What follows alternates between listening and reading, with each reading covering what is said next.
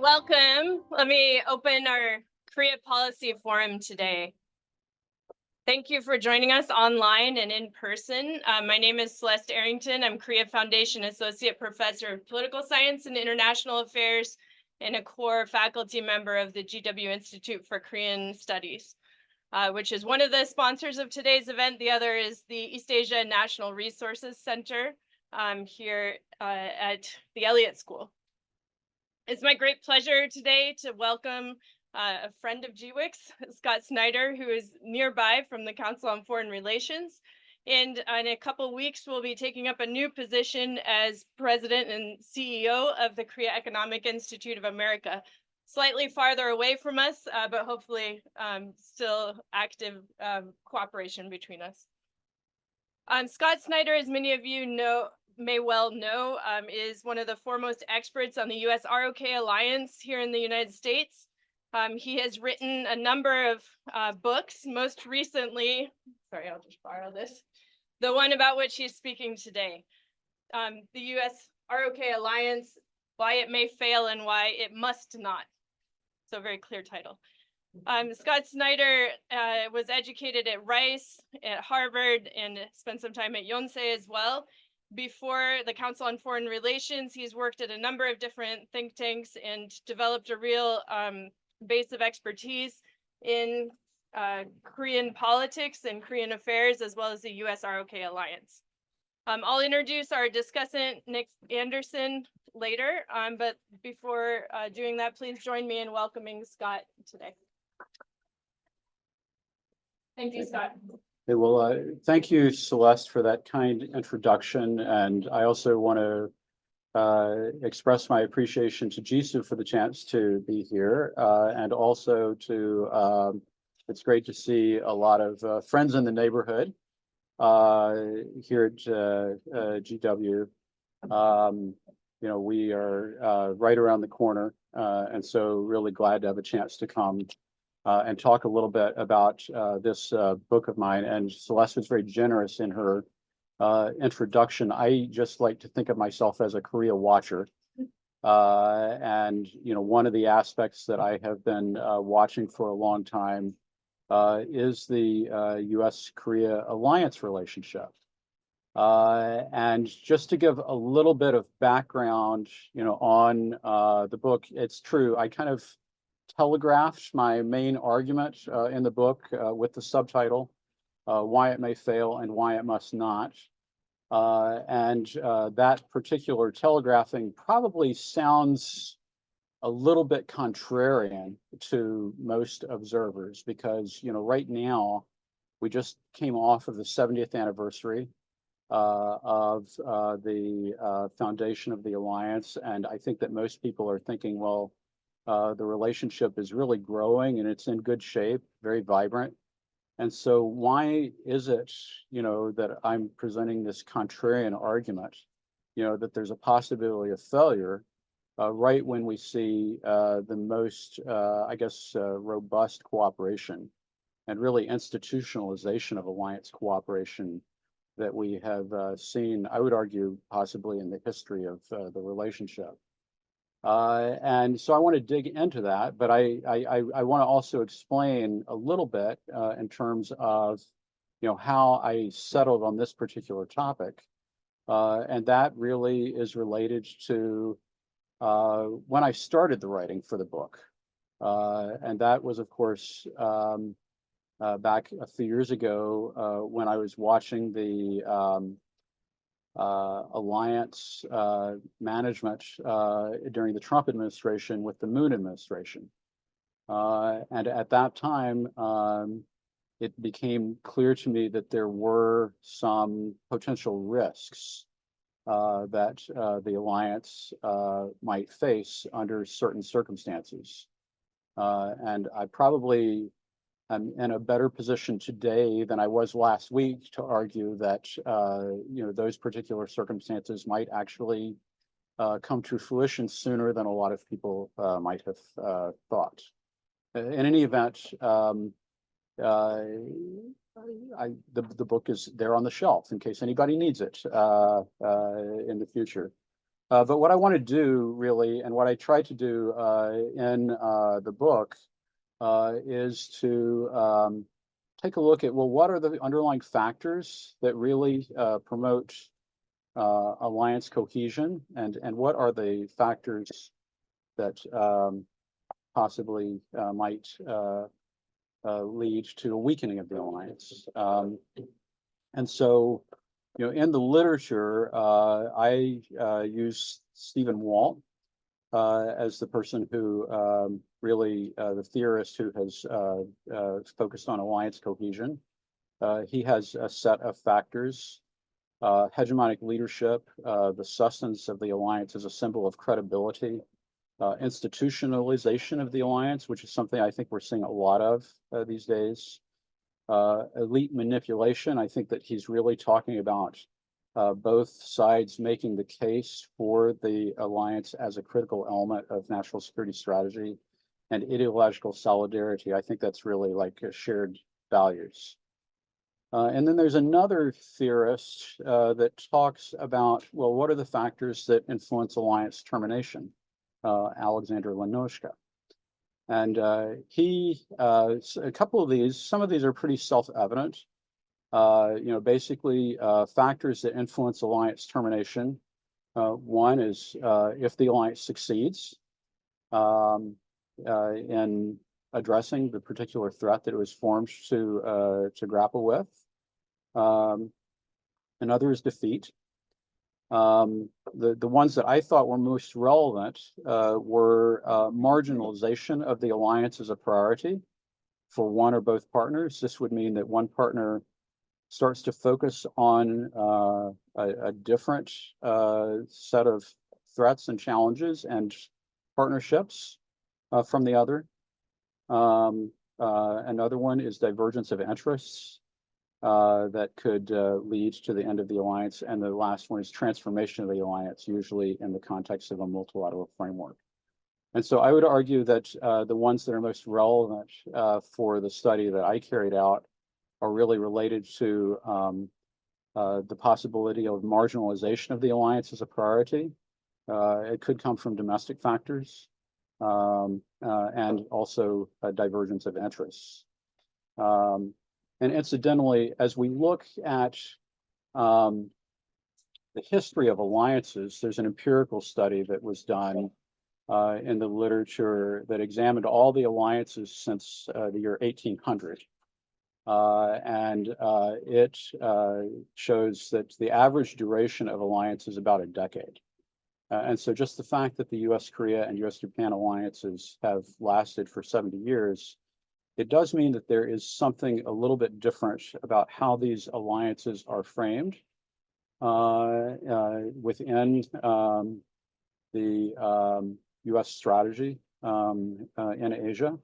And so I think that that framing and the fact that those alliances are part of a security architecture that enables the U.S. to lead in a region and provide an environment in which it was possible to sustain peaceful relations, but also that generated economic benefits for alliance partners over time, were major factors as related to this.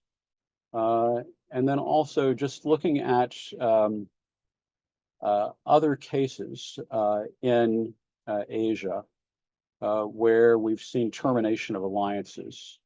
There are not that many, but there are several that are relevant. One, category would be the U.S.-Taiwan relationship and the U.S.-Thailand relationship, which is still an alliance, but I would argue is rather dormant. Those were really interest divergence cases, where basically, in the case of Taiwan, the U.S. made a decision to normalize with the mainland. And of course, we know there are special arrangements around that legislatively related to the Taiwan Relations Act, but that did lead to abrogation of that alliance. And then also in terms of kind of marginalization of the alliance as a priority, I think that usually that ends up being around domestic political factors. And the two cases in Asia that I think are relevant as case studies for that are the U.S.-Philippines alliance, which really degraded in the context of domestic Philippine political opposition and some natural disasters in the 1990s, and the U.S.-New Zealand relationship, which really got caught up in political issues related to New Zealand's tolerance for the presence of U.S. nuclear submarines at one point. So those are the cases, that we can think of as related to termination or weakening of the alliances in Asia. One of the things that I tried to do in the book was also to examine the relationship between the various ideological combinations for alliance management and leadership.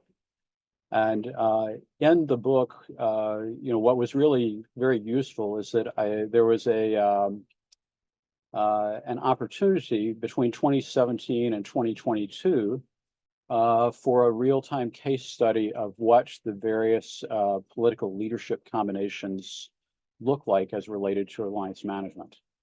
And so, between the inauguration of President Trump in 2017 and the inauguration of President Yoon in 2022, we saw all four ideological combinations of leadership. What I mean there is, Democratic and Republican on the U.S. side, progressive and conservative on the South Korean side. And so I found that to be instructive, but I also came to the conclusion that really, maybe rather than looking at it through the lens of ideology, maybe the critical issue is really about prioritization of the alliance relationship between leaderships in the U.S. and South Korea, respectively. And there, what I would say is that, under conditions where both leaderships are prioritizing the alliance as an instrument for achieving national security aims based on a shared threat perception, it should come as no surprise that that is the combination that really works best in terms of promoting and deepening alliance cooperation. That's really the I think what we're experiencing now with Biden and Yoon. But there are other combinations, and they are really primarily related to the issue of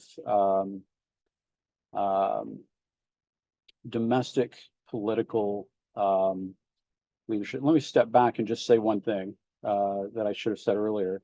So as I was looking at the threats to the alliance more broadly, and I'm going to talk about those later, the threats that both sides share, it occurred to me that the major threat that really is at the forefront of my argument is the threat that comes about in relationship to the combination of domestic political polarization and forms of exclusive nationalism.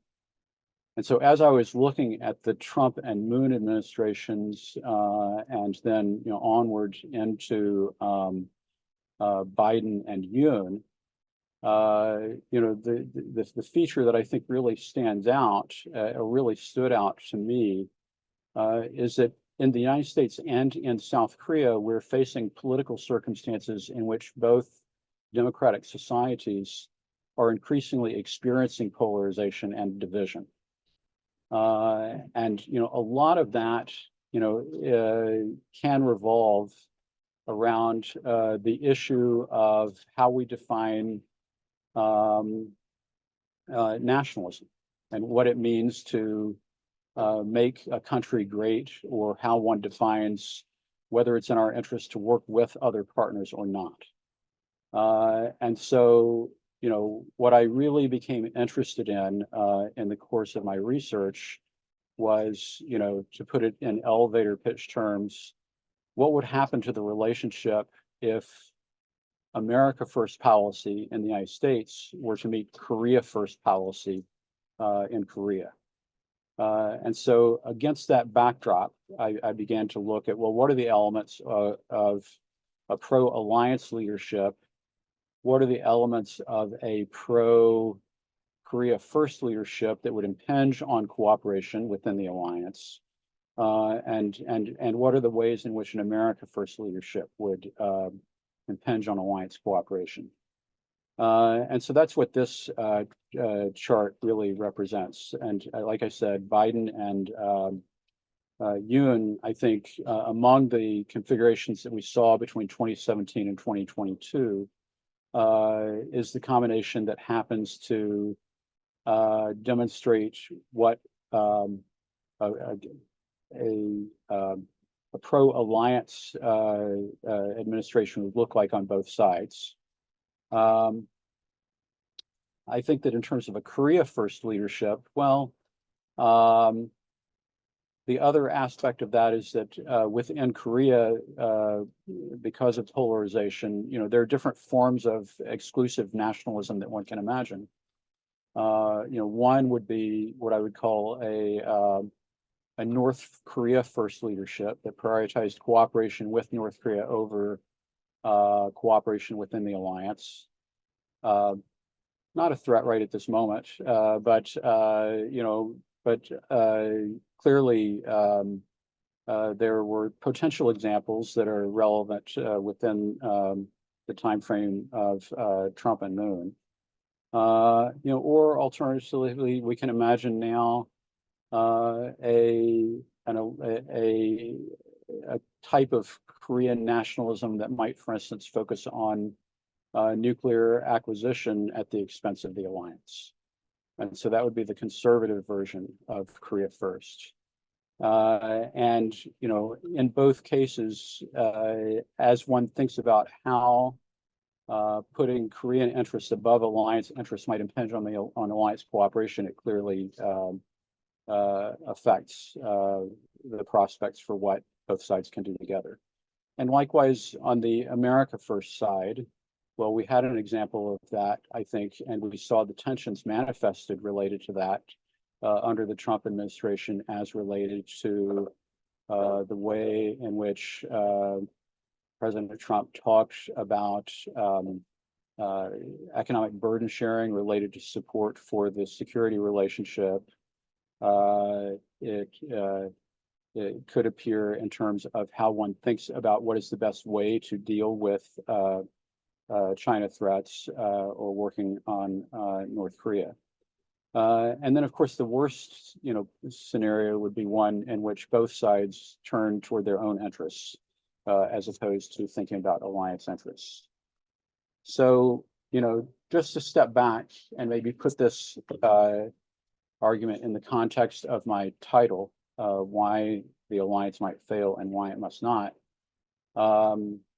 Right at this moment, I would say that the value proposition for the alliance looks pretty good. The North Korea threat is expanding. There's greater concern on both sides about China, and both sides are embracing a narrative related to shared values. On the South Korean side, the main sticking point is related to the North Korean nuclear threat, and also the fact that for South Korea, it's a complicated neighborhood. We're talking about a South Korea that is describing itself as a global pivotal state, but within its own neighborhood, it's the 10th largest economy, but behind the second and third largest economy on either side. And so there's still a relative power gap that I think necessitates the need for outside help. So I've already mentioned this to some degree, but if we look at the current situation in terms of alliance cooperation, we see actually a broadening of the scope and application. of the U.S.-Korea alliance over the course of recent years. One that I think is notable is the global application, the global cooperation on security in the context of the Russian war in Ukraine.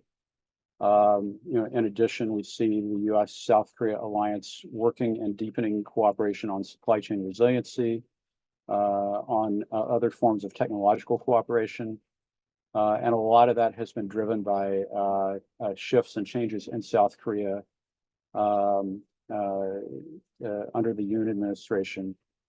But like I was saying, earlier, it's really the combination of political polarization and exclusive nationalism that I think is the main driver and threat. So if we look at the North Korean threat, we can see that even despite the administration's willing to consider interim measures in the context of denuclearization, we see a North Korea that is becoming more active with Russia. I think that's a major geostrategic development that is creating new opportunities for Kim Jong-un.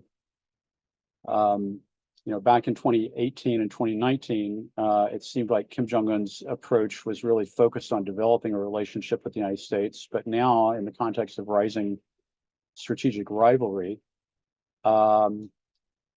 maybe a summit with Russia and some kind of affirmation from China will be enough for Kim Jong-un to feel that he has gained international legitimation. Maybe he doesn't feel like he needs legitimation from the United States.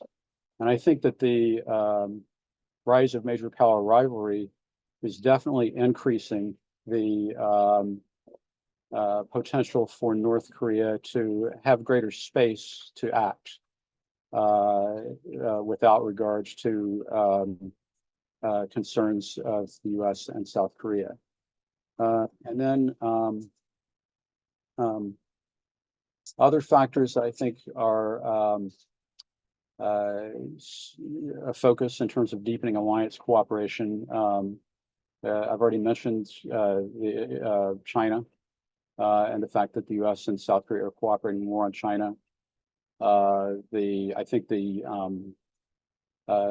significance of the Putin-Kim summit for South Korea lies in the context of the development of a kind of mutual deterrence relationship between South Korea and Russia, where I think that the President Putin, to the extent that he is concerned that South Korea may supply munitions directly to Ukraine, he now has a lever in terms of a threat to provide more benefits to North Korea, and likewise, when Putin and Kim met, there was, I think, a default instinct on the part of the South Korean policy community to think, well, if the Russian-North Korea strategic relationship is going to be expanding, then maybe South Korea should provide direct munitions to the Ukraine. So there's this, I would say, unstable mutual deterrence relationship between Russia and South Korea that has developed. In addition, there's increasing focus on the possibility that prospect for conflict over Taiwan could lead to some kind of spread of conflict to the peninsula. A lot of that is focused on how North Korea could take advantage of a possible conflict in Taiwan, and then also the big factor that everybody is focused on in terms of the future of the alliance is the U.S. election. And so all of these are factors that I think have are relevant as we think about the broader threat perceptions. What I really want to dig into is what the manifestations of Korea First and America First, respectively, would look like as potential, challenges for alliance management. And here, we know that last year there was an active debate in South Korea, among the South Korean public about nuclear acquisition. We see that the polls regarding nuclear acquisition are about 70% support for that prospect. We see the administrations, the Biden and Yoon administrations trying to grapple with this through the Washington Declaration and the Nuclear Consultative Group, and trying to establish some mechanism by which the South Korea might feel a little bit more engaged and empowered as regards dealing with the nuclear dimension of the North Korean threat. And I think that the fundamental issue there is really that there is a sense in which the U.S. and South Korea have been talking past each other as the U.S. frames nuclear nonproliferation in the context of the global debate over nonproliferation, and South Korea is looking at it in the context of the peninsular dimension. Basically, if North Korea has a nuclear capability, then why shouldn't South Korea just match it? And so this is a debate that I think we've seen one manifestation of it over the course of the past year. I think that it's highly likely that we will see an additional iteration of this debate, in particular in the potential context of the return of a Trump administration, and concerns about the impact of America First on the credibility of U.S. commitments to South Korea. And so essentially, I think that the way that a Korea First dimension might emerge in the context of as a challenge to the U.S.-South Korea alliance would really be in the context of the possibility that the prospect of an America First administration might generate tensions or pressures within South Korea that could lead to actions that would make this issue of nuclear acquisition a potentially contentious issue in the relationship. Another way of putting it is, even if some South Koreans feel like they should be able to take President Trump's past campaign statement, for instance, from 2016, that, well, maybe South Korea and Japan should go, but just go nuclear. If they were to take that at face value, there are still obstacles, I think, institutionally, that would have to be overcome for South Korea to be able to pursue that pathway. And I think that those obstacles would end up having costs to the alliance. Another way of putting it is, at the time of the state visit by President Yoon back in April, there was a very interesting op-ed in the Chosun Ilbo, essentially talking about how President Yoon and President Biden, instead of shackling South Korea's options in the context of the Washington Declaration and pursuing nuclear consultative group, Yoon should be asking for President Biden's permission to go ahead and go nuclear. Well, I think that there's a whole set of institutional and bureaucratic reasons, especially related to the Nuclear Non-Proliferation Treaty, that would make that pathway very costly for South Korea, and I think also would have a pretty negative impact on the alliance, even if President Trump were to give a bit of a green light, on that. So that would be, I think the main immediate area of concern as related to the stress of a Korea First debate on the alliance. And then on the U.S. side, these days, the number one question that I'm talking about with South Korean colleagues is, what do we do if Trump comes back? My own, thought on this is that the alliance has been pretty durable, but that we saw what happened in the first administration. And we even saw that President Trump indicated that he has a desire to end the alliance relationship if he were to come back, into power.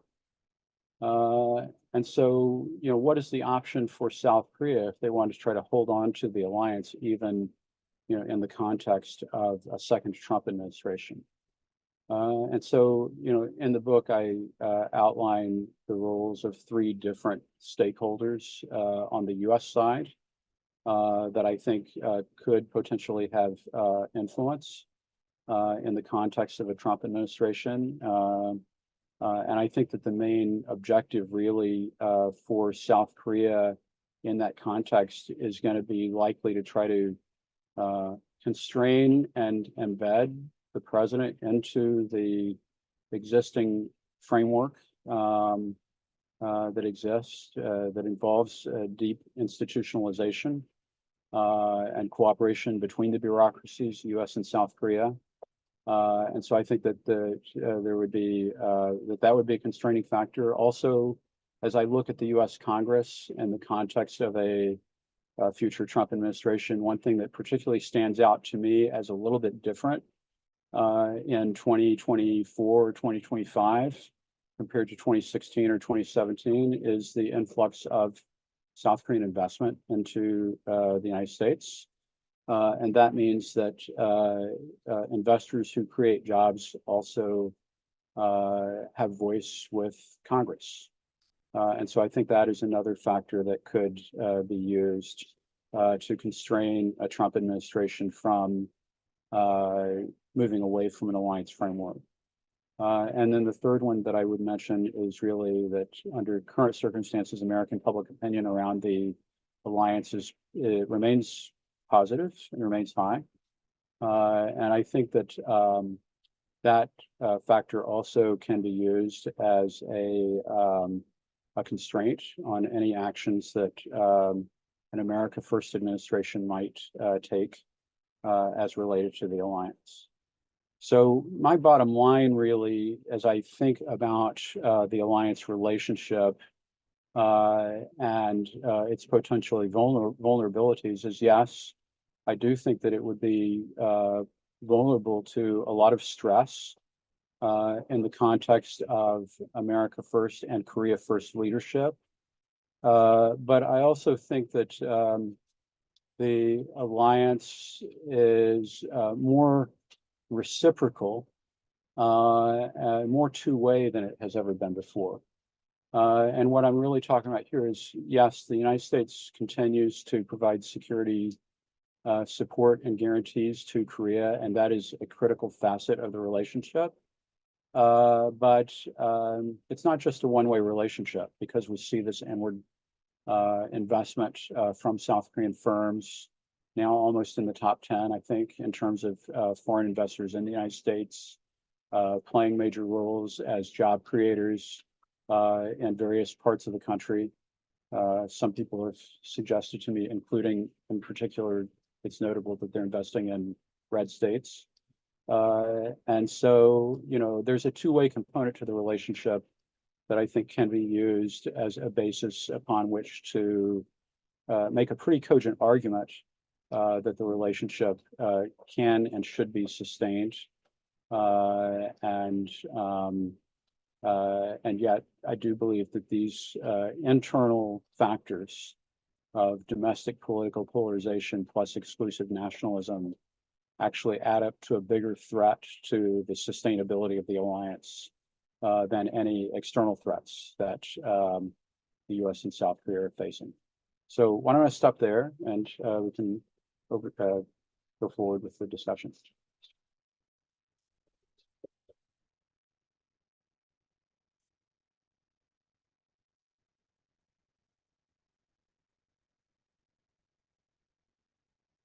Thank you very much, Scott. As former Ambassador Kathy Stevens writes on the back of your book, this is a very helpful reminder that the U.S. ROK alliance should not be taken for granted. And I think that you've offered us a lot of food for thought here. Hopefully more food for thought is coming from Nick Anderson. So let me introduce him.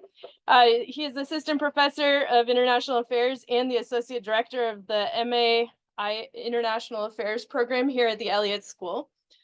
He got his PhD from Yale and MA from Georgetown, but we don't hold that against him, and a BA from University of British British Columbia. Correct. Sorry, I was like, what's it UBC in my notes?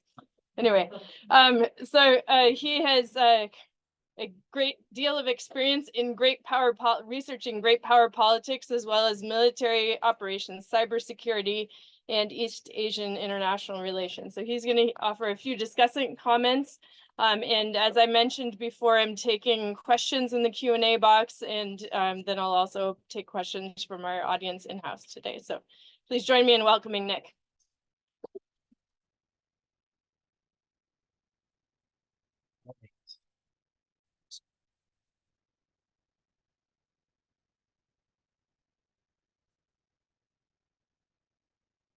All right, thank you, Celeste.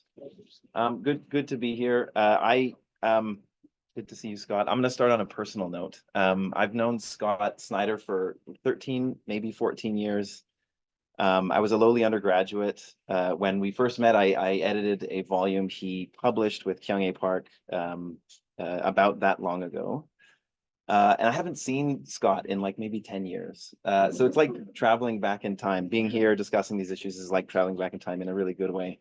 Anyway, so very, very happy to be here. So I'll briefly talk about 3 things I loved about the book and 4 questions I think it raises, and then we'll open it up for discussion. So first thing I loved about the book, it's an incredibly readable review of the past 6 or 7 years of South Korean U.S. History, the history of U.S.-South Korea relations. As you read through, you're sort of, recalling many or most of the events that come up, but it's a lot of things that, just from regular consumption of the news, but it's things that you had sort of forgotten happened or this kind of thing, and it, brings it all back together in one really kind of interesting package. So that's point number 1. Point 2, another great strength of the book is its detailed focus on South Korean domestic politics. I think this is somewhat rare for a book written by on a U.S. alliance by an American author, and it has particular value for American and non-Korean audiences who don't follow these things as closely as Scott or understand them nearly as well. Things like the Moon Jae-in administration's efforts to reform the judiciary, the prosecutorial system, efforts at constitutional revisions, reforms of the electoral system, the controversy around the United Progressive Party and its dissolution. Lots of stuff that I had sort of heard about vaguely that, again, Scott details and analyzes really well for non-Korean audiences. So this is a second great strength of the book. Third thing I really liked about the book was towards the end, he has this interesting pair of chapters that present counterfactual histories where he imagines the region and American strategy without the U.S. ROK alliance, and then imagines the region and South Korean strategy without the alliance. So sort of looking forward, if the alliance ended, how would things change in the region and for these 2 states? It's not just fun reading. As a social scientist, it's incredibly appealing to me to think in these terms. I spend my life thinking about sort of counterfactuals and how the world could be different. And I should say, despite the very clear argument Scott makes in the book, it's a really balanced presentation of how things would change. So anyway, those are the 3 things I really liked about the book. 4 questions I think it raises. One of them is a flip side of one of the strengths. So first, is it maybe a possible overemphasis on domestic politics, especially in South Korea? And I say that what I mean by that is that in my view, and I think basically there are 2 international factors kind of at stake here that seem kind of crucial and fundamental and would have an enormous impact regardless of sort of domestic politics in South Korea. First is China's economic and military rise since the year, roughly the year 2000. The other is North Korea's nuclear modernization in the Kim Jong-un era. So first, China's rise, what it effectively has done is exacerbate the basic tension that exists in South Korea's grand strategy, right? On the one hand, South Korea has China as its most important economic partner, and on the other hand, it has the United States as the most important security partner and security guarantor in a lot of ways. This was fine when relations between the U.S. and China were better, but as they've gotten worse, this tension just gets harder and harder. And the balance for South Korea is more and more difficult to strike. So, this I think would be a challenge and would weaken the alliance regardless of sort of what's happening in domestic politics in South Korea. Second key factor is North Korea's nuclear modernization, right? It's made incredible strides in the past decade in terms of the sophistication of its nuclear program. This raises, basic questions about the extended deterrence relationship that the U.S. and South Korea have, right? The U.S. is, basically on the hook to look after South Korea's security, and especially and importantly, sort of a nuclear deterrence relationship. When North Korea's nuclear program was rudimentary and it had sort of no chance of striking any American territory, this was an easier kind of, the credibility of this guarantee was stronger. But as the sort of range and sophistication of North Korea's nuclear capabilities have grown, really important questions that are familiar, from the Cold War, trading Berlin for Boston, or in this case, Seoul for San Francisco, those questions emerge in a difficult way. And this is another sort of external factor that regardless would weaken the alliance, right? Regardless of South Korean domestic politics. Sure, like both parties will deal with this problem differently, but I do think in both cases it'll put strain on the alliance, regardless. Now, to be fair, Scott discusses both of these and actually has a whole chapter devoted to China's rise. But even still, I think, they may have, more force than domestic politics in many cases. Okay, second question that it raises. There are, I think, sort of exclusionary nationalist, non-America first reasons to think critically about the U.S.-Korea alliance from an American perspective. I don't necessarily hold these views. I'm just sort of putting them forward for the sake of discussion. So, American foreign policy progressives, in general, see the U.S. the U.S. military as too active in the world. Libertarian-leaning conservatives tend to think that the United States sort of overspends on defense, and so would be sort of critical for that reason. Foreign policy realists who assume that regional states can and would pick up much of the slack on defense if the United States wasn't there providing for their defense. From all of those perspectives, you could kind of raise questions about the U.S.-South Korea alliance from an American perspective. So there could be, other kind of less Trumpy reasons to sort of be skeptical about the alliance. And I'll just add, South Korea has a top 15 global GDP, top 10 military expenditure, has a military that is significantly more capable than North Korea's. The North Korea threat is the primary rationale for the alliance. Of course, there's this big nuclear problem, but again, in many ways, South Korea is very, very capable of looking after its own defense. And so for that reason, maybe you could imagine skepticism from the American side that isn't rooted in America First nationalism. Okay, third question that I think the book raises is the message it presents for South Korean progressives.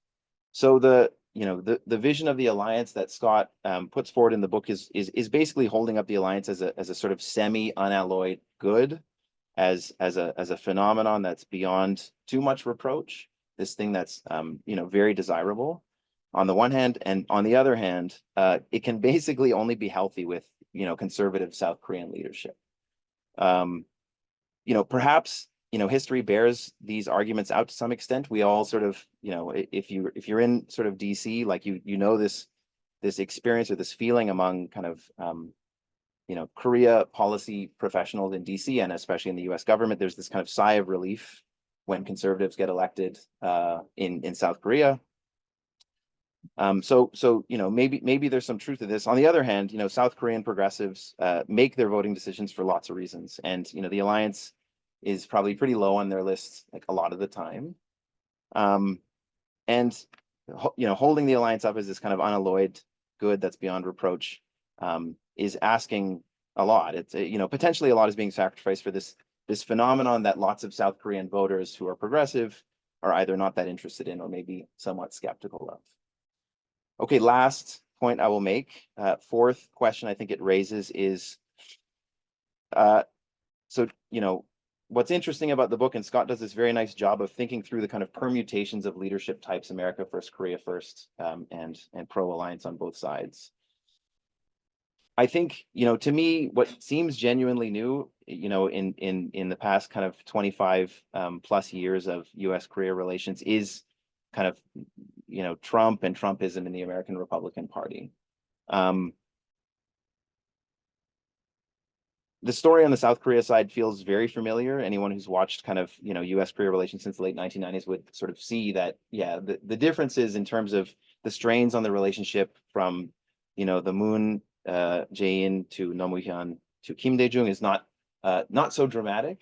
But what's really new and really dramatically different is the Republican Party under Trump and the sort of skepticism of American commitments abroad, and especially skepticism towards the U.S. Korea alliance.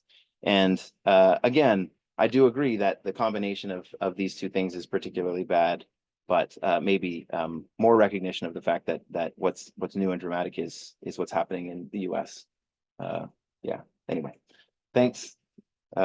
Really, really enjoyed reading the book. You should all go out and buy it, and if you're a professor, assign it. And yeah, thanks.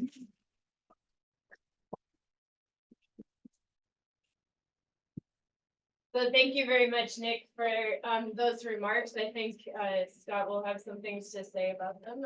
But then if I might take the moderator's prerogative and add one more question to your floor.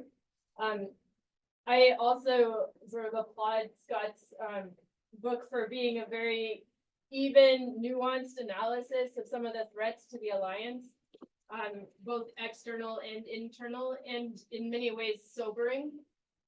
Both for the future electoral politics in the United States, as well as in South Korea, which faces an election coming up in the National Assembly in a month.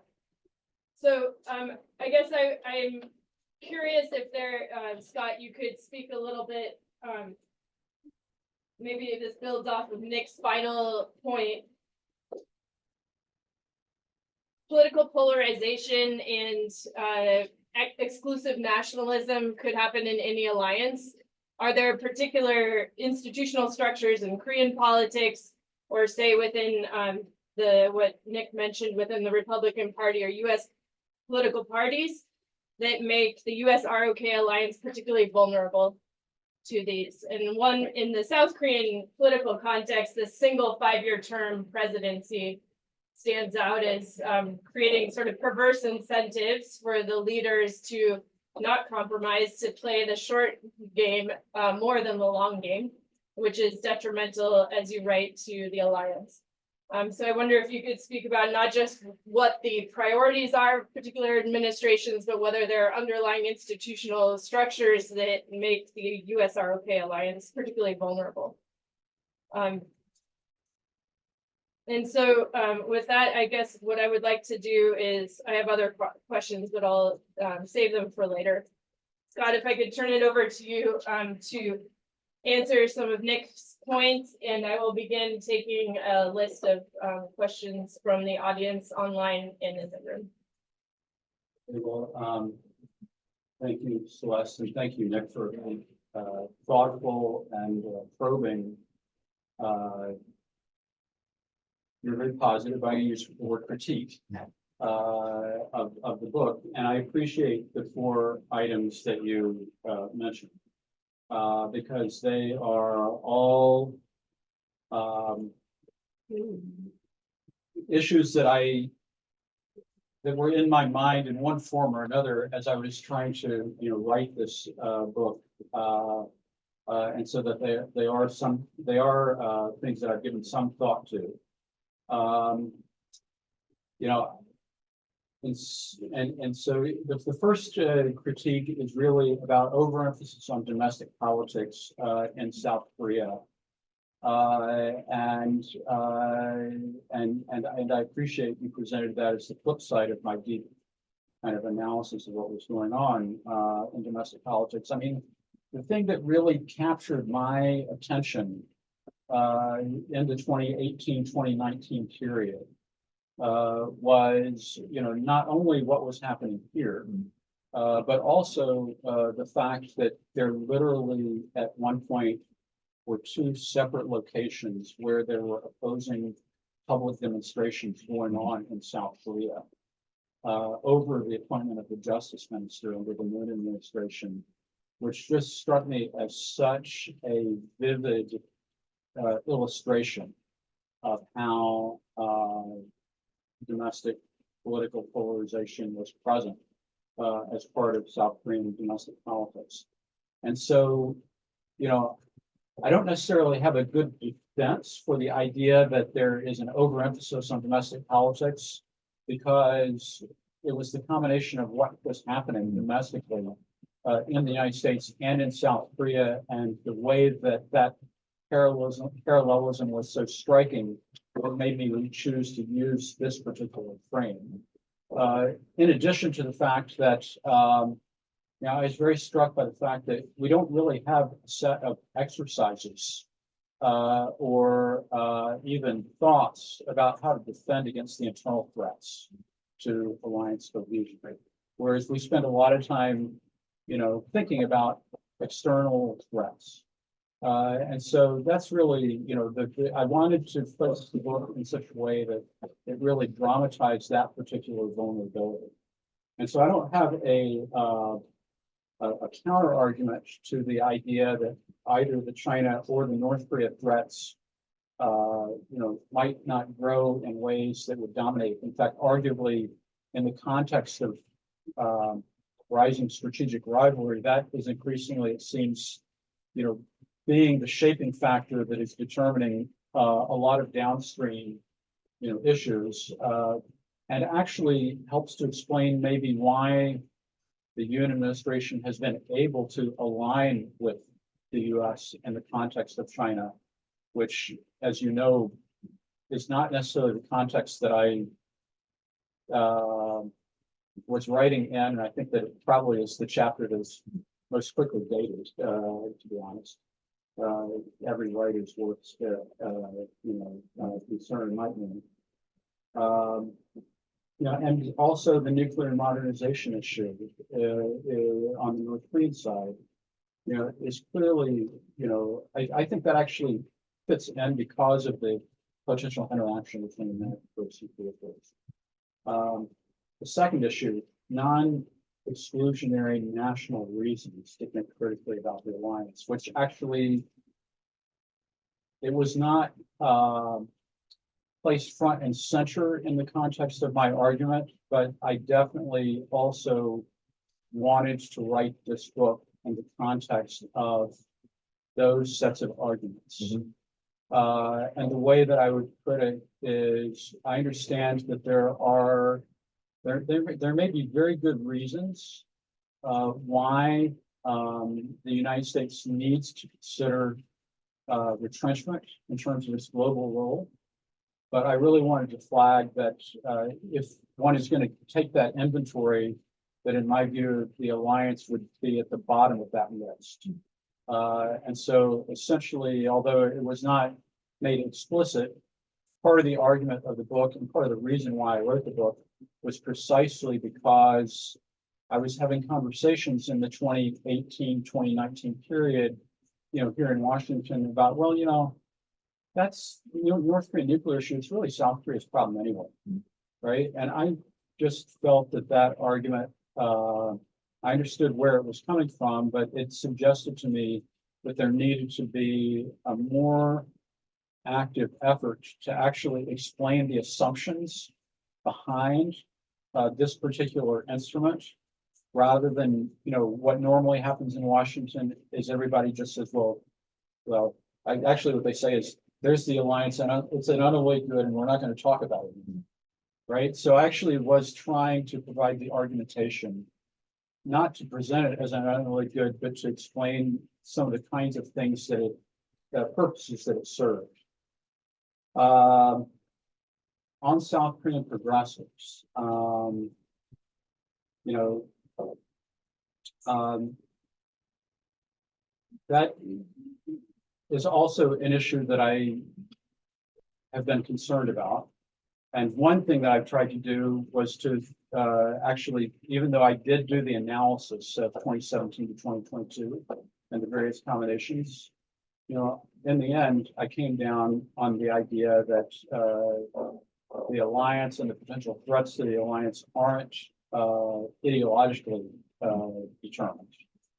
And in my view, there's a very simple way out for South Korean progressives, and that would be to embrace the alliance while continuing to advocate for the types of social change that would be beneficial within South Korean society. In other words, if there's an attack on any component of the political spectrum in South Korea, it's really an attack on the idea that there is a positive to the pro-North Korea component, which arguably, I would argue it's a pretty small component of the overall electorate in any case. And then on permutations of leadership types, I think we're all grappling with that issue, basically in one form or another, especially as related to republicanism versus Trumpism. And so I don't think that my book is really trying to make a contribution on that front. It simply is, and people may interpret it in various ways. It could be interpreted as an attack on Trumpism, or it could be interpreted as a constructive suggestion, for consideration, based on, hopefully very easy assessment of national interests. And in terms of political institutions and political polarization, I don't necessarily have, the main recommendations that I have are really related to civic education. But if there is one part of, at least on the South Korean side, of the institutional picture that I think is important, it is the need for the National Election Commission to remain above reproach as the instrument by which to manage the election process. We don't have that sort of commission, and I think that it's very clear that that can and is actively being attacked as a weakness in our system. But I would say that for South Korea, because they have that commission that has in the past, I think, performed admirably in that particular role, it's very important for that commission to maintain its independence and its credibility in playing that role related to the electoral process in South Korea. Great, thank you very much. So let me open it up to questions from our audience online and in person.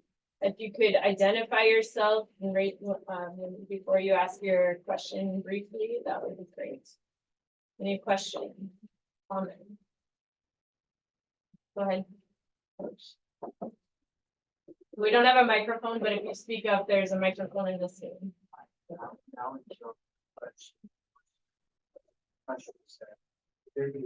For U.S. ROK alliance also be to other developments in relations with ROK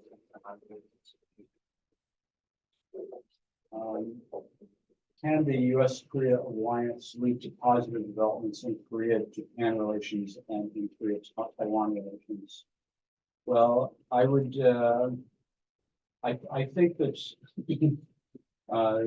the parallelism of the U.S.-Japan and U.S.-South Korea alliance structures is one that I think that this administration is trying to utilize in the context of their focus on Northeast Asian cooperation in Camp David in order to achieve that set of objectives to kind of stabilize the Korea-Japan relationship. Historically,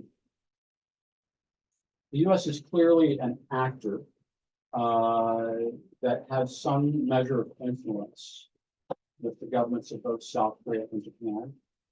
But I think that it's pretty intuitively obvious that it's best for the South Korea and Japan to work out the relationship directly, without intermediation by the United States.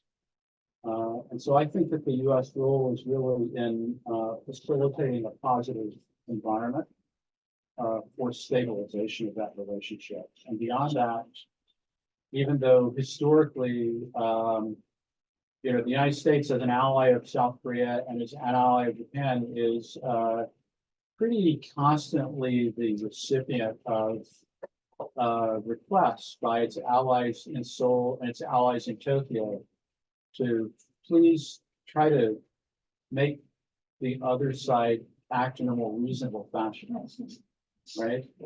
In a way, the beauty of Camp David is hopefully that it will stabilize the situation and promote institutionalized cooperation to a degree where American officials won't have to hear those kinds of pleas very often. I can think, I don't want to enumerate them, but I can think of, cases in which I've heard that even came from the president of one or the other of the countries to the American president, to pretty negative effect in terms of the U.S. response. So that's not a good situation for the U.S. to be in. The question is really whether or not this trilateral institutional cooperation can remain sustainable, right? And that's going to be, I think that's going to depend on, it's going to depend on political, what happens in the context of the next political transition, to this relationship. Another way of putting it is that Kurt Campbell, when they were briefing on Camp David, he talked about how they really wanted to lock in the trilateral. That means institutionalize it so that it's not reversed. And I don't know what was in Kurt Campbell's mind, but let's just hypothetically say, so that it's not reversed in a next administration that is of a different party from me, right? Might be one way of interpreting how Kurt theoretically could have been thinking, right? But then the question is, is that institutionalization going to proceed sufficiently to prevent reversal, right? And in the U.S. side, well, I don't want to necessarily speculate very much about it, but I would say that it all depends on how a next administration coming in views the utility and the value of the arrangements that have been set up. And same thing for the Japanese and the South Korean side. So there's a structure there. There's a very ambitious agenda for tying the U.S., South Korea, and Japan together on certain issues. That process of tying the U.S., Japan, and South Korea together on those issues, in and of itself, can have value, but it could also, at least theoretically, since I'm just an academic, or at least at GW, I don't want to call myself an academic, a Korea watcher. The question then becomes, well, is it really going to be sustainable or not? Right? And what will that look like?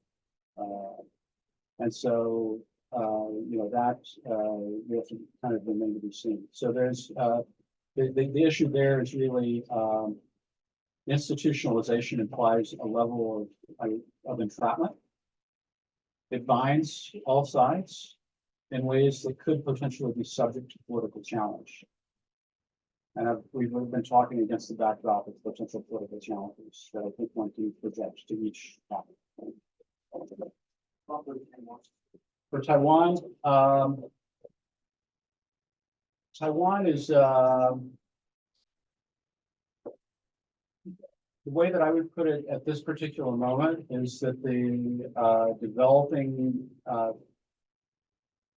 security environment is one in which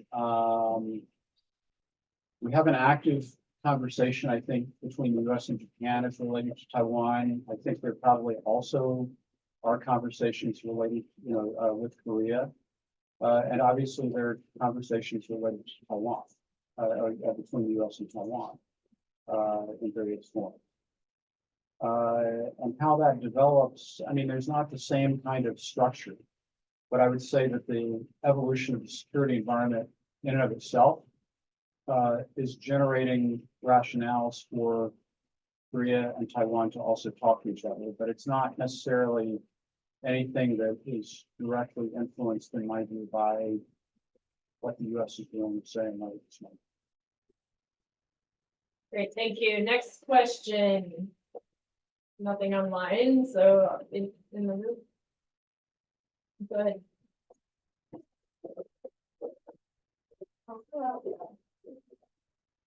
So I'm really hard and I'm resident in the United States and I'm so when I was out here, I was really impressed by the video clinical this because I also like experience of production plans and posting and doing that. And like I found that kind of first policy and policy to be really conflict with structure of the for the and this is competition. So you can see some more content daily cooperation between two countries and economic cooperation. And I think two countries are quite satisfied for this current situation, or there is some back and forth of it. Because I can see that many Korean firms and Korean policymakers are raising questions about this IRA launching that.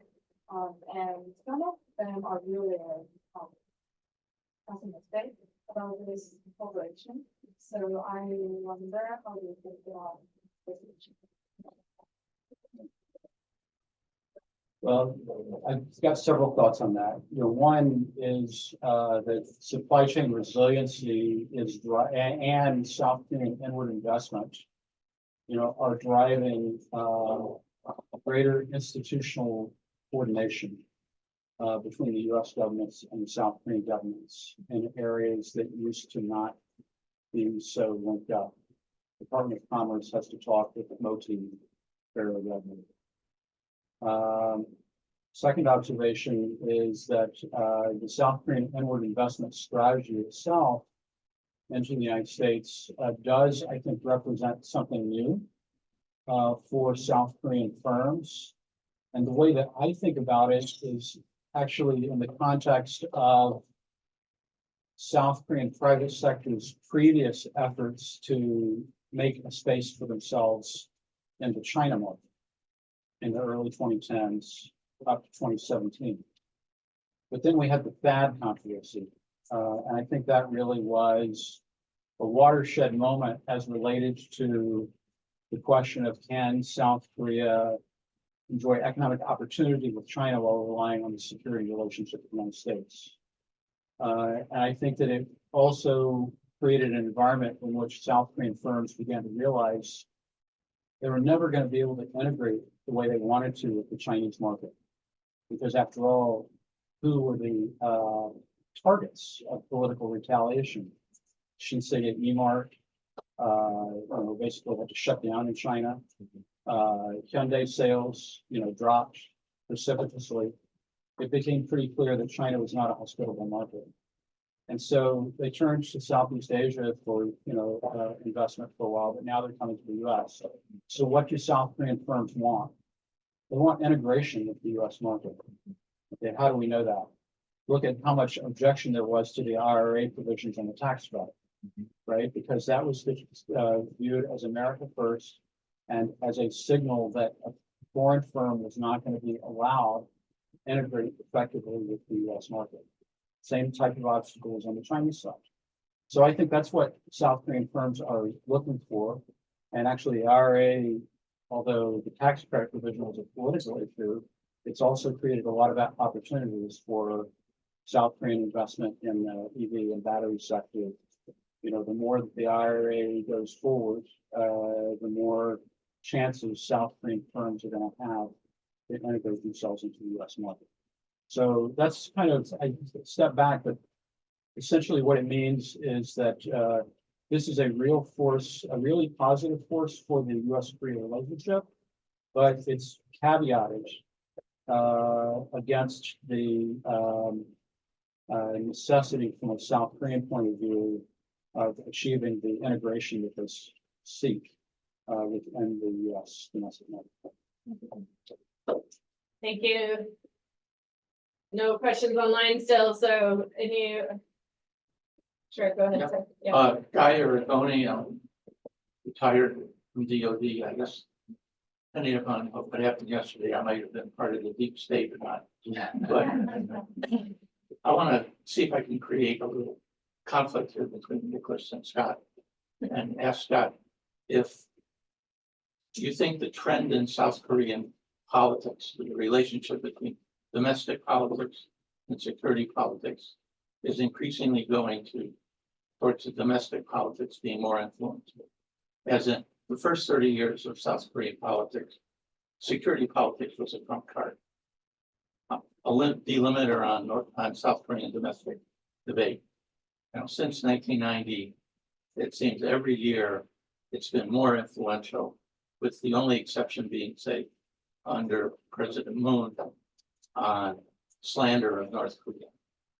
But otherwise, I would make the argument, I think you are making, that it's going to be a bigger factor in the future than it is now.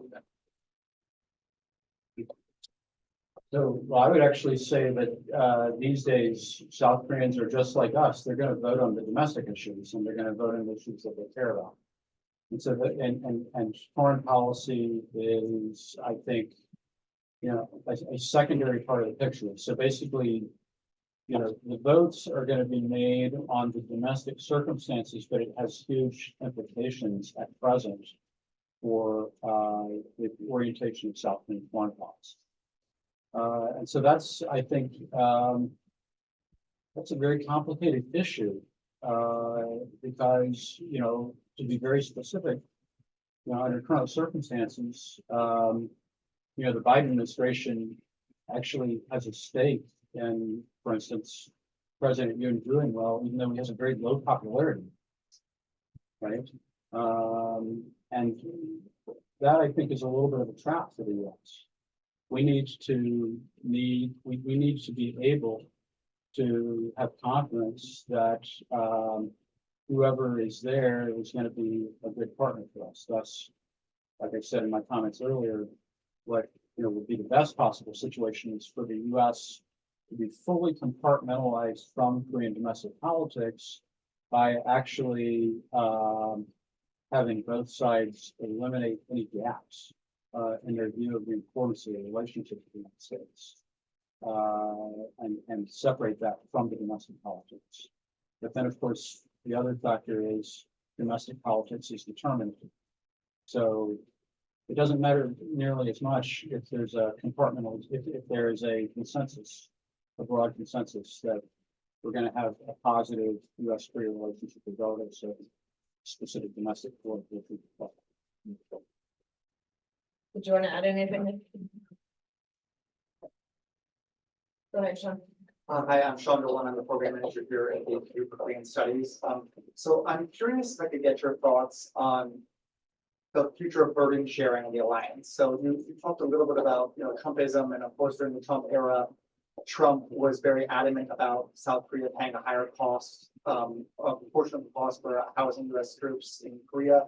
But even if you take Trump out of the picture, there's been talk for years and years of South Korea taking over wartime operational control of the military. And please correct me if I'm wrong, but my understanding is, that deadline has been kicked down the road several times. It's mainly been South Koreans who said, we're not ready. But obviously, the South Korea of now and the South Korea of 1953, when the alliance started, are vastly different. So given how much South Korea has grown economically, politically, militarily, how do you see that affecting the dynamics of the alliance moving forward? Does there need to be a shift somewhere given how much Korea itself has grown? That's a really interesting question, especially on the military side. I mean, generally speaking, I think that where this relationship is headed is into a space where increasingly we are partners.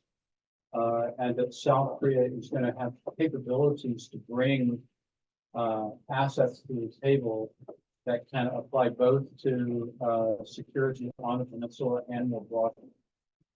It's still not an equal partnership.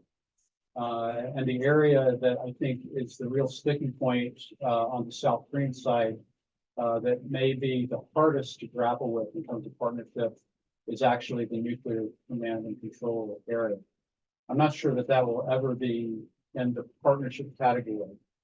And that may be a continuing source of conflict.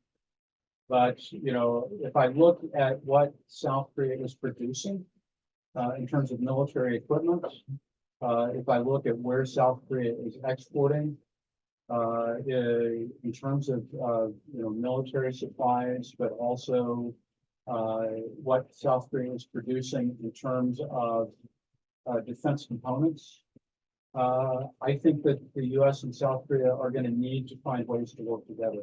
So I'll give an example. One area that is an area of focus within the alliance that's relatively recent is space cooperation. Okay, well, the US has been in the space game for a much longer time than South Korea. South Korea still is very nascent in terms of its space capabilities, but it has ambitions. And it is working together with the US in the Artemis project. But I think that more interestingly, South Korea has ambitions to put up additional satellites at low Earth orbit that can enhance reconnaissance related to North Korea. That I think if networked together with existing US satellites could actually help with the ISR task. Currently, there's just one satellite that's been launched so far, I think on the South Korean side. The US has the bulk of the capabilities. I think that most observers see US ISR as an area where South Korea will never catch up with the US, but they can make, I think, niche value added contributions that can be meaningful and that will help partnership longer term. Thank you. Other questions?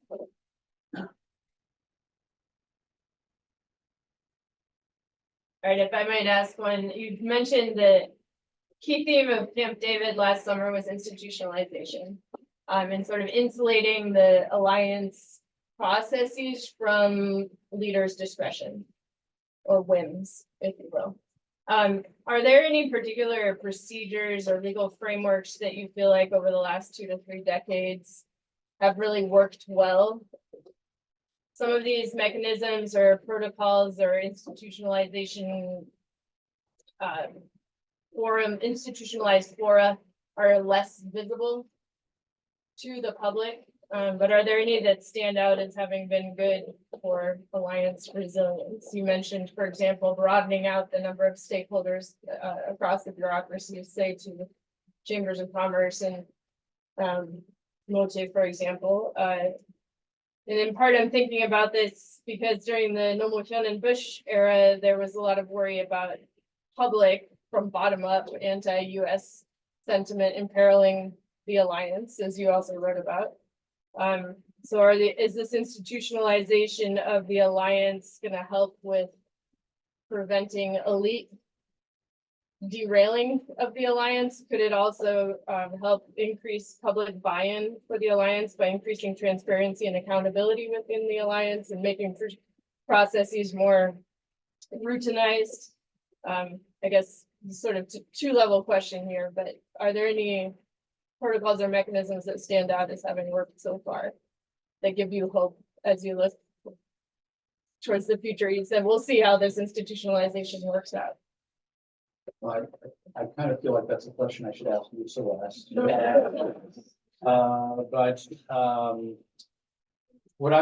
What your question recalls to me, and maybe I'm just feeling old, but 20 years ago, the discussion that I used to hear about the alliance was the security relationship is the long pole in the tent. And that meant that everything revolved around and depended on the mill-to-mill relationship. But now I think that it's a different foundation. I think it's a much broader kind of foundation. I would say that there is at least a triangle, if not a more multifaceted foundation for the relationship. And the specifics that I'm thinking about, there are really related to the economic pillar. Actually, I would argue the nuclear cooperation pillar is another important one. And then we just see, an increasingly vetted set of cooperation aims that I think has shifted from a security only to actually a security and economics approach. So I don't have any specific. I'll have to think about specific institutional recommendations, but I think that broadly the trend is toward being tied together. And what I really worry about in that context, I think it's all good, except that there is a risk of entrapment. If the political perspectives on the cooperation do not align with the trajectory of the institutional coordination. I mean, in some sense, the institutionalization helps to limit discretion of future leaders or to tie one's successor's hands, if you will, but it also reduces flexibility and nimbleness of the alliance in some sense. Other questions? We have about 5 more minutes if anybody would like to. Yeah, go ahead, John.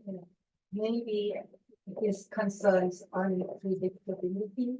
So assume that there will be another talk between maybe new President Trump and in German.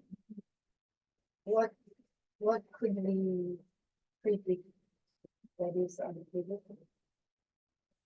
Yeah. So far, the way that I've approached that particular question has been, the question was, what should we expect from Trump and Kim Jong-un if he comes back to power? I think a new Trump administration would face a very different set of circumstances as related to engagement with North Korea. One, we're going to have a Sino-U.S. rivalry that is a lot deeper than was the case in 2018. Two, we have a very different South Korean administration. Back in 2018, I think that the Moon administration was both the biggest intermediary and the biggest cheerleader for the Trump-Kim relationship. And now this administration in South Korea, the new administration, I think is not going to play those roles. In fact, I think that they will be a buffer rather than a conductor as related to prospects for U.S. VPLK summit. Great. Thank you very much. Any final questions? Okay, before I close, let me just thank Yono Kim for organizing the Korea Policy Forum, for Sean and James for setting the event up, and I think student assistants out there as well behind the wall. But I also want to say it was a great pleasure to have you here again, Scott, today, and thank you, Nick, for serving as our discussant. So please join me in thanking our speakers.